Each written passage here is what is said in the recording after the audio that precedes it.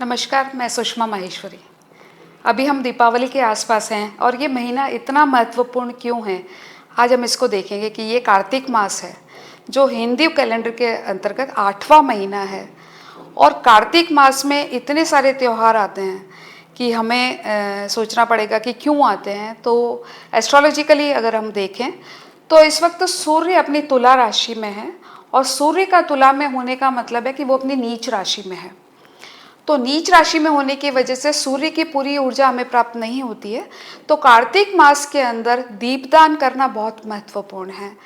तो पूरा महीना अगर दीपदान किया जाए और नदी में स्नान किया जाए तो ये आपको मोक्ष की तरफ भी ले जा सकता है और बहुत ज़्यादा प्रॉस्पेरस और आपको समृद्धि दे सकता है। तो कार्तिक मास में सुबह सुबह उठकर स्नान करना और सबसे पहले विष्णु भगवान या कृष्ण भगवान को दीपक करना, और उसके बाद शाम को भी अपने घर के मुख्य द्वार पर दीपक करना, इससे आपकी समृद्धि में बढ़ोतरी होती है। कार्तिक मास की शुरुआत शरद पूर्णिमा से होती है। शरद पूर्णिमा मतलब चंद्रमा, जो हमें अमृत प्रदान करता है।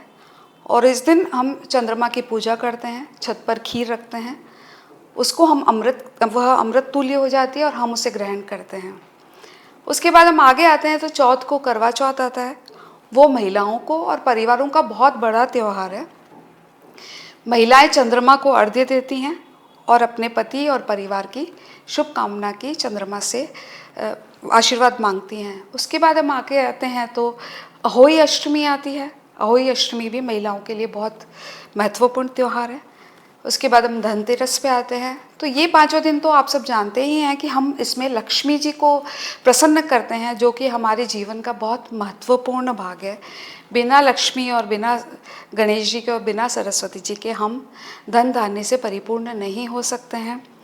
तो ये 5 दिन पूर्ण होने के बाद हमारे देव उठनी एकादशी आती है। उस दिन विष्णु भगवान उठते हैं। तो आप देखेंगे कि विष्णु भगवान को उठाने के लिए जब चौमासे के बाद कार्तिक मास आता है, वही मेन त्यौहार होता है। विष्णु भगवान को हम अर्घ्य देते हैं, जितना ज़्यादा हो सके दीपदान करते हैं। और यही विष्णु भगवान और साथ में लक्ष्मी जी की जब हम पूजा करते हैं तो हमें परिवारों को आशीर्वाद देती है और धन धान्य से परिपूर्ण करती है।